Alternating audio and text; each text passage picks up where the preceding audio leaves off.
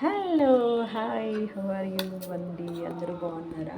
యాక్చువల్‌గా అంటే టిఫిన్ ఏమీ చేయలేదు.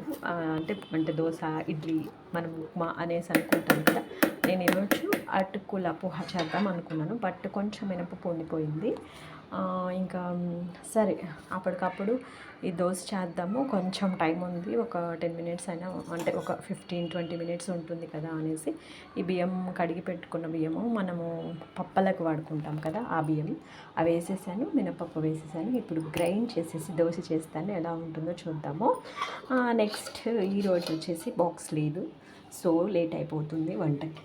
ఈ చామగడ్డలు అయితే నా కోసం చూస్తున్నాయి. దీన్ని ఫ్రై అండ్ పులుసు చేస్తాను, చూపిస్తాను మీకు కూడా రెసిపీ.